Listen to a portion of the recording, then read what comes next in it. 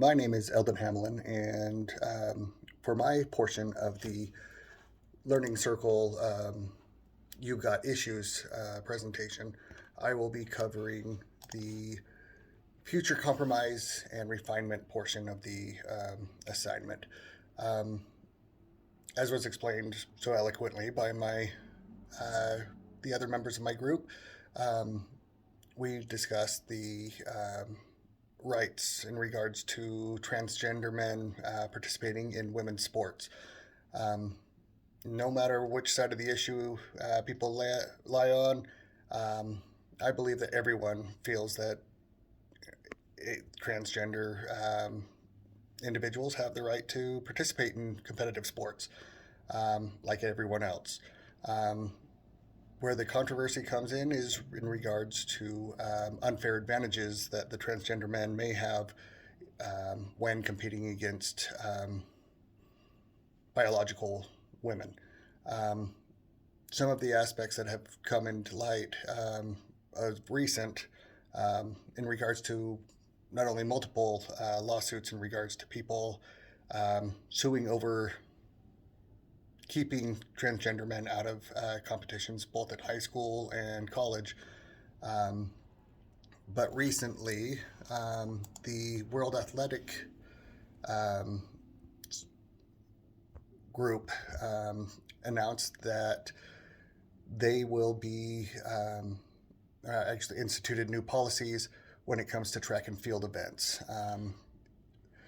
The announced regulations, which come into force on March 31st, prohibits athletes who have gone through what they consider or call male puberty from participating in female world rankings competitions. This is due to the biological advantages that are afforded when males go through puberty.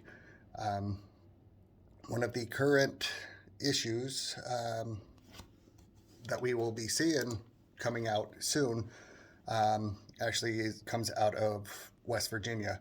Back in 2001, the state passed a bill banning biological or transgender men from participating in sports with biological women. This was challenged by the ACLU, and it went up through the appeals court and even through a federal court, which found the law to be constitutional. However, an additional federal court did issue a ban without, or I guess, an injunction forcing the law to not take or go into effect yet until it can be looked at further. And in the case has now been pushed up to the Supreme Court, who will ultimately make a decision on which way to go, whether to allow transgender men competing in these sports or to ban them from and maintaining that competitive equality, I guess, the competitiveness in the sports. One of the things that I have found in researching, I found an article in Forbes, was published in August of 2022. The article is called "A Fair and Inclusive Solution for Transgender Women in Sports."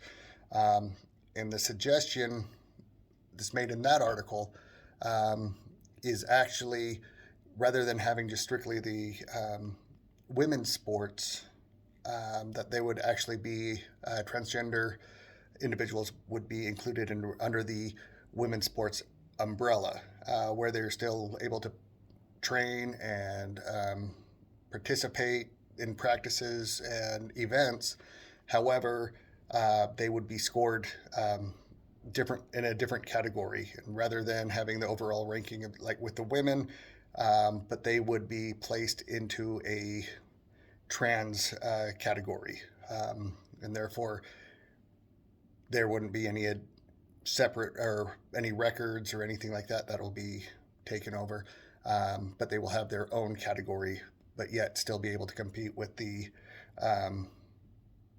same women competitors that they are currently incorporating.